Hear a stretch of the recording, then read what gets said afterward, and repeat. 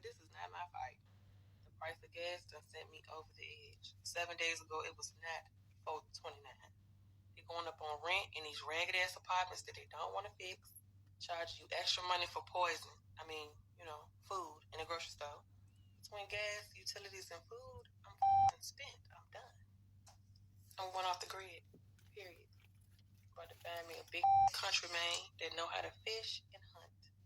I know how to plant food. I wanted to be grown so bad when I was young. I wanted to be grown so bad. If I knew it was like this, find me a big country man, baby, and go to the woods and just start over. Like, cause I'm not paying no more bills. I don't give a y'all not finna stress me out. This is not my fight. I don't give a fuck what y'all got going on. This ain't for me. I don't need none of this. Baby, play me some. Make me some chilling, and I'm gonna be a bush person. Like, I'm dead ass. This ain't for me. So all applications is going out for the big country men that know how to fish and hunt. You can shoot a gun, holla at me. By giving our praises to Yahweh, Ba'ashem, Yahweh Shai, Ba'ashem, Rakakadesh. Give honors to the elders and apostles of Great Millstone that taught me this truth. Alright. A high value man. Alright. What makes a high value man? Alright. This is Deuteronomy chapter 8, verses 5 and 6. Thou shalt also consider in thy heart that as a man chastens his son, so the Lord thy power chastens thee. Therefore thou shalt keep the commandments of the Lord thy power to walk in his ways and to fear him. Alright. So what makes a high value man? Fear of the Lord. Alright. Fear of the Lord creates high value man. Alright, now this is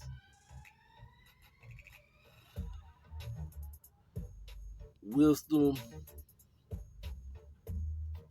of Solomon, chapter 13, and I'm going to start at the top. Alright. See, a man that knows the Lord, a man that loves the Lord, a man that trusts in the Lord and follows his ways and does what the Lord wants is a high value man. It's not money. It's not even the big penis country man like the other lady was saying. It is a man of the Lord. Alright. That is what's going to make it through. Alright. Whoever got the favor of the Lord will endure and make it through these times we are about to enter into. Wisdom of Solomon, chapter 13, verse 1. Surely vain are all men by nature, who are ignorant of Yahweh, and could not out of the good things that are seen know him. That is, neither by considering the works did they acknowledge the workmaster. Alright, so it's saying in vain of man that are ignorant of the Lord. So it don't matter how much money they making or whatever. That's not what's going to make them a high value man. Knowing the Lord is what's going to make you high value in these last days. But them either fire or wind or the swift air or the circles of the stars of the or are the violet of water or the light of heavens to be the gods which govern the world. So violent water, lights of heaven, and things like that to be the gods which govern the world. Alright. So these are men that worship, things that the Lord created. With those brutes, if they being delight took them to be good, took them to be gods. Alright. Let them know how much better the Lord of them is. For the first author of beauty had created them. Alright, so the Lord is the Lord of these things that they may worship. Alright. But if they were astonished at their power and virtue, let them understand by them how much mightier he is that made them. So the Lord is way mightier than these things. Alright. This is what it's saying. How much mightier is the Lord who made these things. Alright? Now, so a man that understands this, that the Lord is where the value is, will be the high value man. Alright, now this is 2nd Ezra, the 16th chapter, And I'm gonna start at verse 32. Alright. You know what? Get Isaiah 32 first. Alright. Second verse.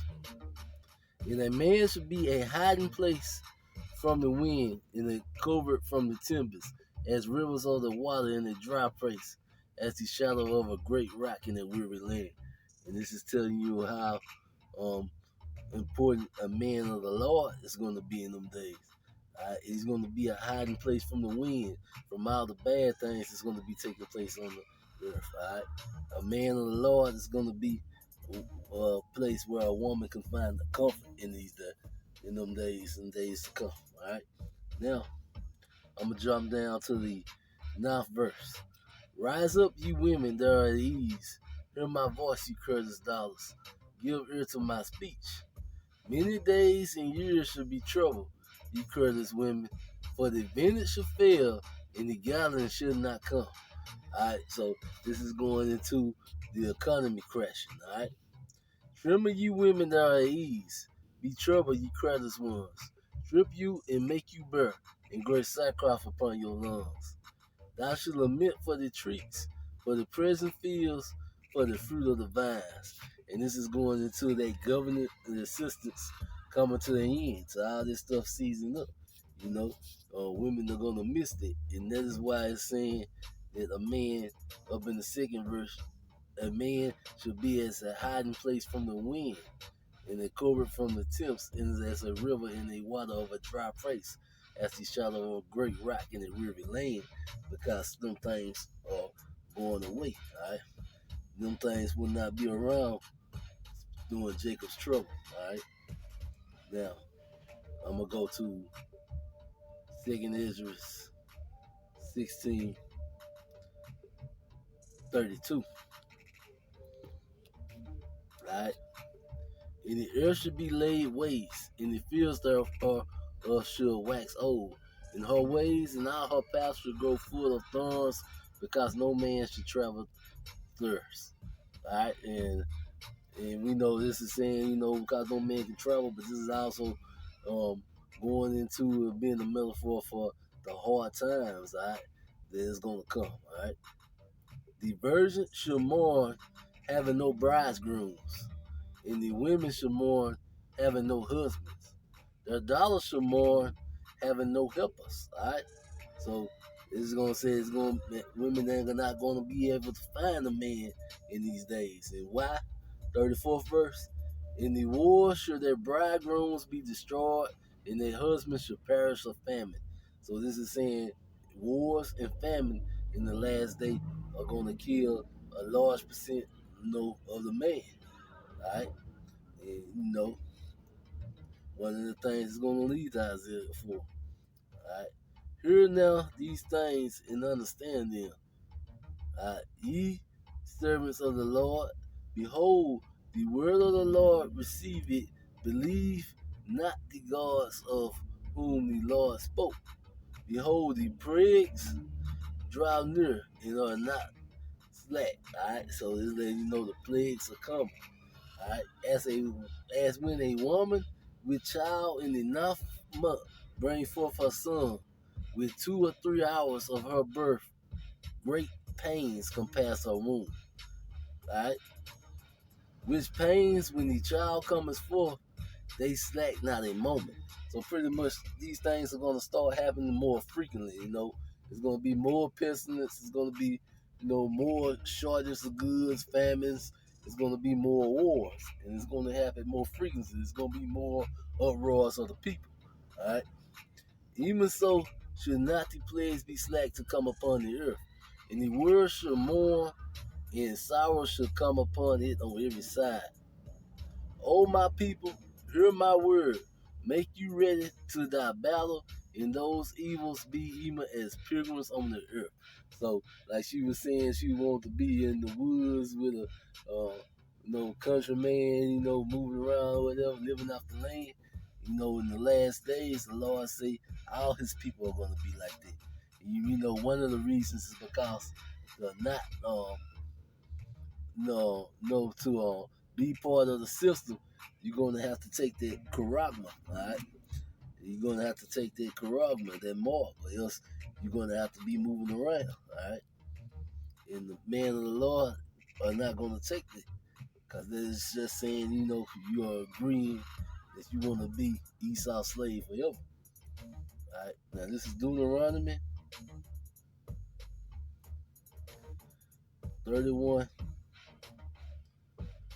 verse 6. Be strong and of good courage. Fear not, neither be afraid of them. For the Lord thy power, He is that does go with thee, and He will not fail thee, nor forsake thee. All right, so we ain't gonna worry about that because we know we got the Lord, and He's not gonna fail or forsake us. All right, and that's one of the reasons why a man of the Lord is gonna be so important, because the only way you're gonna make it through these days is if the Lord is fighting with you. This is Psalms chapter 1, and I'm gonna start at verse 1. Blessed is the man that walk not in the counsel of the ungodly, nor stands in the way of the sinner, nor sits in the seat of the scornful. But his delight is in the law of the Lord, and in his law does he meditate day and night. So it's saying a man that concentrates on the Lord, that prays, reads, and studies in the scriptures day and night, all right, is blessed, all right. And he should be like a tree planted by the river of water that brings forth his fruit in his season. His leaves also should not wither, and whosoever he does should prosper. So whatsoever he does should prosper. So this is saying that the man of the Lord is going to be all right in these days. The unguarded are not so, but are like the chaff which the wind drives away. All right. Therefore, the unguarded should not stand in the judgment, nor the sinner in the congregation of the righteous. For the Lord knows the way of the righteous, but the way of the ungodly shall perish. So this is telling you anyone but a man of the Lord is gonna perish in these last days. All right, and we'll get this is Philippians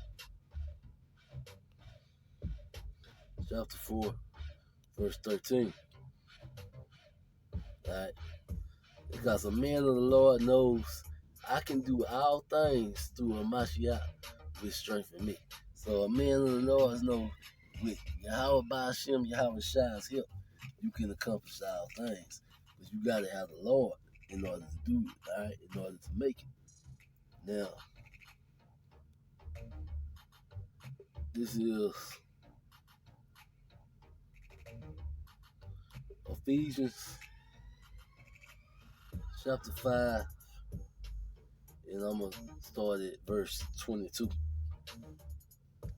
Wives, submit yourself unto your own husband as unto the Lord. For the husband is the head of the wife, even as a Mashiach is the head of the church, and is the savior of the body. Therefore, as the church is subject unto a Mashiach, so let the wives be to their own husbands in everything. Husbands, love your wives, even as a Mashiach also loved the church and gave himself for it. And that's the part I want to get. A man of the Lord, he said, husbands, love your wives as the Mashiach also loved the church and gave himself for it. A man of the Lord would give his life, to protect his wife. Now, this is not talking about any average woman, you know what I'm saying? This is talking about the wife, the woman that's doing what she's supposed to do, submitting to her husband and living the way that the Lord intended us to live. All right? Now, this is also one of the things that's going to help lead to Isaiah 4. I guess as I keep saying Isaiah 4, let me go ahead and get Isaiah 4. All right. In that day, 7 women should take hold of one man, saying, we will eat our own bread and wear our own apparel. Only let us be called by thy name to take away our reproach. And this day, this is when women are gonna begin to understand and realize that the man is the prize. All right. In that day, should the branch of the Lord be beautiful and glorious, and the fruit of the earth should be excellent and comely for them that are escaped of Israel. And it shall come to pass that he that is left in Zion and he that remains in Jerusalem shall be called holy, even every one that is renting among the living in Jerusalem. When the Lord should have washed away the filth of the daughters of Zion, and should have purged the blood of Jerusalem from the midst thereof by the spirit of judgment and the spirit of burning. And we know only godly men and men of the Lord are going to escape the spirit of judgment and the spirit of burning. All right. Now, yeah, Isaiah 13, verse 11. And I will punish the world for their evils, and the wicked for their iniquity. And I will cause the agony of the proud to cease, and will lay low the haughtiness of the terrible. I will make a man more precious than fine gold, even a man than the golden wedge of Ophir. Alright, so a man is gonna be more precious than fine gold, a man of the Lord, alright? And you know, that is who's gonna escape all these bad things that's gonna take place on the earth. It's gonna be a man of the Lord. Now, this is Psalms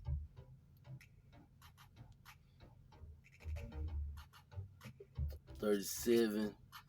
I'm started verse 22. For such as he be blessed of him should inherit the earth, and they that be cursed of him should be cut off.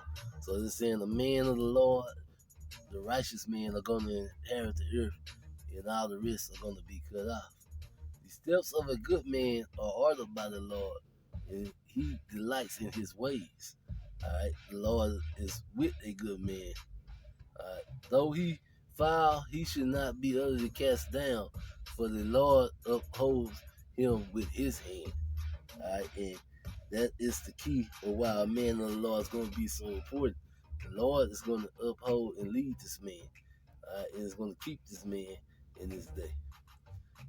I have been young and not and now am I old. Right? I have been young and now am I old. Yet I have not seen the righteous forsaken, nor his seed begging bread. Right? So pretty much, you ain't seen the man of the Lord, go without eating. All right. But it say the man of the Lord gonna eat in that day. He is ever merciful and leaneth and his seed is blessed. Depart from evil and do good and dwell forevermore. Alright, so the Lord is saying you depart from evil and do good and dwell forevermore. Alright. For the Lord loves judgment and forsake not his saints. They are preserved forever, but the seed of the wicked shall be cut off. So the righteous man is going to be preserved forever. Alright, and it says again in the 29th verse, the righteous shall inherit the land and dwell therein forever. Alright, so in the end, the righteous is going to be okay. Alright, and get Isaiah 65, verse 12. Alright, therefore will I number you to the sword, and ye shall all bow down to the slaughter.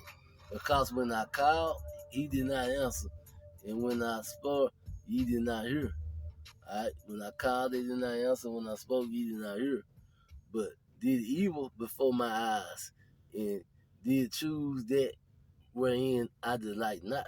Alright, so this is saying the Lord saying the man that didn't do what he wanted, delight not. 13th verse. Therefore thus saith the Lord, behold, my servant should eat, but ye should be hungry. Behold, my servant should drink, but ye should be thirsty. Behold, my servant should rejoice, but ye should be ashamed. So this is the Lord letting us know that in the last days, He's going to take care of the man of the Lord, the man who trusts in Him, that believe in Him. Behold, my servant shall sing for joy of heart, but he shall cry for sorrow of heart, and shall howl for vexation of spirit. Alright, so the Lord is going to take care of His people. Alright, and anyone else, who's not living God and not living like the Lord wants you to live, in these last days, they're going to have a hard time, right? And, and the Lord is saying to take care of His people. Now, the Lord let us know that some of the people will be, persecution, for His kingdom and for the Lord's sake. But the Lord lets us know that the dead in the Mashiach will rise first. All right, so anyone who's beheaded, the man of the Lord who heads up camels beheaded with them, he'll be the first to rise into the kingdom, to be reborn back into the kingdom. So the Lord is always going to take care of His people. And with that, I'm gonna say shalom.